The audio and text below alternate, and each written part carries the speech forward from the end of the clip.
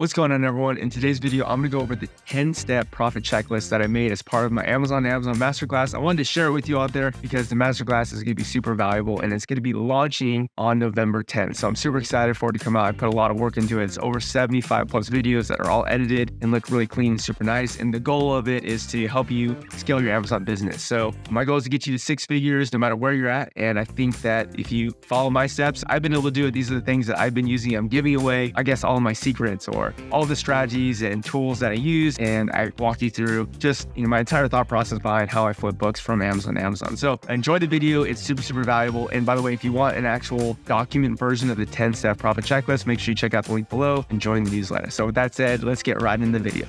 Hey everyone, I'm super excited for this video. It's the 10-step profit checklist. So here are 10 very important factors to consider before purchasing a book. There are definitely more factors to consider and you'll learn them over time, but I recommend sticking to these to simplify your purchases, especially in the beginning if you're new, because if you can find a book that meets all of these check marks, it's very likely that the book's going to do well and very unlikely that you'll lose money on it or have a bad experience with it, okay? So let's go ahead and get started. So I went ahead and ordered this in what I think is the most important for you to start with. So you can see that the most important thing is the selling eligibility and a counterfeit check. So selling eligibility just means, can you sell the book? So remember, one of the softwares that I use is called SellerAmp, and I'd recommend that you get it because it makes the process of identifying whether or not you can sell the book super simple, right? Up here it says eligible, yes. So that's good. Selling eligibility is good. Now, the next thing is the counterfeit likelihood check. So what I will say is that for a lot of books, like specifically this one that I just purchased, this came out in 1977. It appears to be a non-textbook. So for non-textbooks, I wouldn't necessarily say you have to be so anal about checking the counterfeit probability check.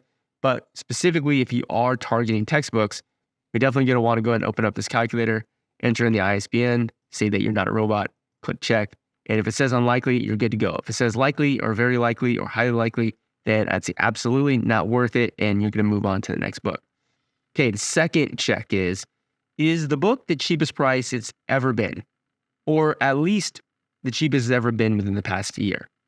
Because remember, we're trying to find books on Amazon that are great deals. And the way I define a great deal is if you could buy the book at a price that is below its, that's cheapest that it's ever been, like how is that not a good deal, right? It's just like if you go to the grocery store, they run these sales all the time on produce, right? If you're getting, a case of mangoes for the cheapest they've ever been, you're like, wow, this is a great deal. So if this book is the cheapest it's ever been, or at least within the past year, that's a really good sign. So let's go back to this book that I just purchased here on October 12th. So if we zoom in to keep a chart here, you can see that this actually dropped in price all the way down to $10.01. So I bought it for $10. I think this was plus shipping. So I think I bought it for $14. And what we can see is that the lowest cheese price of this book generally throughout the entire year has been above 80. Now, there have been these periods of time where the prices drop, but those have been very infrequent. If we look further back into time, we can see, hey, we have prices where this was up in the $50 range. If we go back to 2019, 2020, these prices in the 50, 60, 70, 80 range. So this is definitely basically the cheapest it's ever been within the past year, at least, and generally within the past 3,500 days. Like even back in 2016, 2017, right, the price of this was well above $14. The next thing is, do you see consistent sales rank drops at 3x the buy price? And do you see that being sustained over time? So 3x meaning 3 times what you bought it for. So if we just use a calculator, I bought this for $14.01. We can go ahead and multiply that by 3 and say, do we see sales rank drops when the lowest use price is $42 or more? And so what we can do is go back to this one book. We can say, okay, well, here's a sales rank drop at what appears to be 64. This appears to be 89. There's one down here that, was $12, but I think that was just like, a book that just dropped. That was a great deal. And obviously the sales rank drop at 75. I see 1, 2, 3 sales rank drops at 115. I can see that this book was out of stock for a long time. And then I can see other sales rank drops. And this graph looks a little weird because this book got up to $22,000. Let's get rid of that. But I see, sales rank drop what appears to be 45, $39.95, $39.95, maybe one at 14. 43, 43, and we can go back a little bit further in time. Okay, these ones, it looks like, again, these were prices, these were sales ranks drops when the price, dipped really low, and that's, again, an argument for tracking this book. So I'm tracking this book now, and as well as you should be. There's only me and one other person tracking it, so a really great book that you could pick up, but multiple sales rank drops, right? 85, 85, 70, 70, 85. So I would say generally, yeah, consistent sales rank drops at 3x the buy price. So again, the selling price, the target selling price is what you think you want to sell the book at, and essentially you want to buy it for a third of that price. Now the next check is there a low or medium historical offer count? So if I look right now, it appears that the historical offer count is actually quite high. It's actually gotten up to 10 when normally it's been as low as like 2 or 3. And most of the sales rank drops at that amount have been at 2 or 3. Now, if we look back in time when this book was selling in the 40s, it looks like it is in the 5 to 7 range. If we look a little bit further, when it was selling for 85, it was actually, there were sales rank drops when the offer count was up to 13. So what I'll say about this is the offer count isn't necessarily significantly higher than it's been in the historical length of this entire history of this product, but it is a little bit higher than in the past year. So you might say for this book, okay, it doesn't meet that check.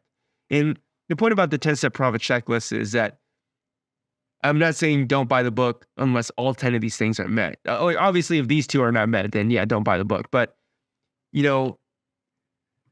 the success that you have with the book is the extent to which these 10 things are true. And you could definitely make money on a book that, only 5 of these are true, or only 4 of them are true. But I'm just trying to really help you guys be conservative with your buys. Trying to get most of these as a check is going to help you lead to buying better books and actually making money. So I'm not saying that, again, I'm not going to buy a book if all 10 of them aren't met. I'm just going to say I'm way more likely to buy the book if all 10 of them are met, and as should you.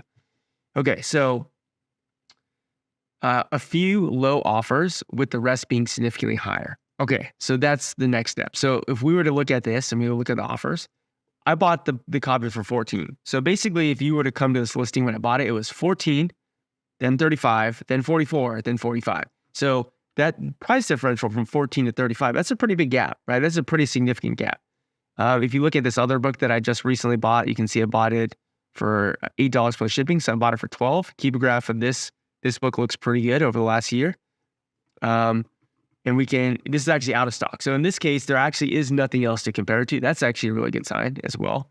Here's another example of a book I just recently bought. You can see I bought it for $13. And this is definitely a little bit more of a long tail book, but let's see if we can open up the Amazon listing and see what we got there. So you can see basically when I bought this book for $13 plus shipping, it was 13 plus shipping, then 63, 62. So a big price differential between the lowest, 1 or 2 or maybe 3 or 4 offers, and then the rest of them. And generally it's because there's been a repricing war between a few sellers, and that's caused the price of the book to drop, okay? So the next thing would be, is there no or low FBA competition? So no FBA competition would simply just mean that when you click on the 10 used offers and you click on the filter, there's actually no prime check. So there's actually no FBA competition. That's a great sign. That means if your book gets in here, you're very likely to win the buy box as long as you price it reasonably, right? Now, what I will say is, let's just look at another book. This one, there's actually nothing in stock. So there actually is no FBA competition. Let's see if this Dutch book actually does have the prime check. And you can see it looks like there's 3 people in stock here at 60. So 62, 64, 65. So the reason why having more competition is worse is because we know that we have to compete with these sellers for the buy box. And it's likely that they'll win the buy box and we'll rotate out of the buy box. And so they might, get some of the sales. It might take us longer to sell the book, right? So that's another check. If let's say you had 15 or 20 of these people on the listing, then I would probably be much less likely to want to buy the book.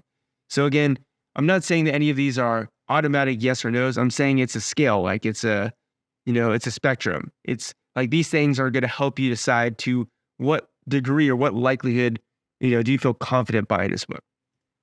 Okay, low stock quantities among sellers and also mega sellers being off the listing.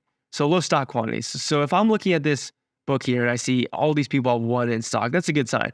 But if let's say I see this, this guy at 35 and he has 100 in stock, that's going to make me less likely to want to buy the book because I know this person has a lot of power to actually bring prices down because they have so many in stock, right? Now let's look at this next book here. Again, this one's out of stock, so there is going to be nobody with a lot of in stock, a lot of stock quantity. Let's look at this last one, the Dutch flower painting. Definitely with the prime seller specifically, you want to be making sure you're taking a peek at the stock quantity there. So these are all 1. That's a good sign. If this guy was at 3 or 5 or 10, especially on a book that doesn't sell a ton, that'd make me probably not want to buy the book. Now, the other thing that's part of this checklist is making sure that the mega sellers are off the listing. So if you weren't aware, the mega sellers like Rock City Books, Apex Media, Rent You, eCampus, like there's especially the prime sellers. If those guys have a lot in stock, it can definitely make it harder for you to reach the target selling price because, they might have a lot of incentive to bring prices down just so that they can get rid of and sell all their copies, okay? The next thing that I would say is, are the new offer prices consistently above the target selling price? And so if we go back to this price or to this book, it actually doesn't look like there are any new offers on this listing. But if there were new offers on the listing, like there were back in 2019, 2020, we want to make sure that those new offers are significantly above what we want our target selling price to be. Like, for example, if we wanted to sell this book for 50, and that was our target selling price, but then there are new offers at 30, like that doesn't make any logical sense. See, we want the new offers to be significantly higher than those used offers, all right? Let's go in the next one here. So other format types support the buying decision. So what I mean by this is, like, let's say you're buying a book that comes in both hardcover and also a paperback version. Well, it makes sense that, let's say you come across, the hardcover version and it seems to be very cheap. And there's also a paperback edition, or paperback, format. You can look at the paperback format, and if the paperback format is also showing that it's selling at a really high historical selling price, and the paperback version is significantly more than the current price of the hardcover, that makes logical sense that the hardcover is a good purchase right now. Because if, generally you tend to think that the hardcover is more valuable than the paperback, but if the paperback is still selling well and its used prices are high, but all of a sudden the hardcover is super, super cheap, and you perceive that you're able to sell for much more money because of the heap graph, then that's probably a really good sign that the other format type is supporting your buying decision, okay? And the last thing is this thing the most recent edition? Or is this a book that even has editions? So if we go back to this Self-Made Olympian, this is very unlikely to have a new edition. It came out in 1977. It's still selling, pretty well here. So I would say that, this is a non-textbook. It doesn't have another edition. But if it were a book that had edition, then I would want to make sure it's the newest edition. Because if it's not the newest edition, then it's likely, that my book might actually start tanking a price as this newer edition's out. And again, this goes back to one of the other videos in the masterclass, which is how to identify publishing, textbook publishing cycles. And so one thing that you'll notice is that when you have textbooks that have very short publishing cycles, like 2021, 2022, 2023, those books erode in value very quickly. And so in that case, you definitely want the newest edition. But sometimes you have books that have longer publishing cycles, 5 years, 7 years, 9 years. Those are books that, even if you have the older edition or the second newest edition, those are books that can still do really well. It might take a long time for a college campus to start implementing those books and adopting them. And so those books might be fine. But the idea is that you should be thinking about the edition. And so the last thing I want to say before I wrap up this video is just recall that, it's not like all 10 of these things necessarily need to be met for you to buy the book. It's just that the more of these that are checked, the more confident you should be that you made a great buy. And so in the beginning, like I said, it's easy to run out of money, and you're going to run out of money. Like I said in the beginning of the masterclass, you're going to run out of money. There's so many books to buy out there. It's super exciting. So pace yourself, have a daily spend goal, and sit yourself down and find books that are going to meet ideally all 10 of these. And if they meet all 10 of these, I think you've got a home run. You've got a winner. If they meet 7 or 8 or 9 of them, they're probably still pretty decent. If they meet 5 of them, they're probably still pretty decent. But the more of them that you can check off, the more likely it is that you're going to be successful and that you're going to have good books that are going to sell very well. So by no means is this an exhaustive checklist, but I think if you follow these 10 steps, that you're definitely going to find books that are really good. So with that said, let's get into the next video in the masterclass.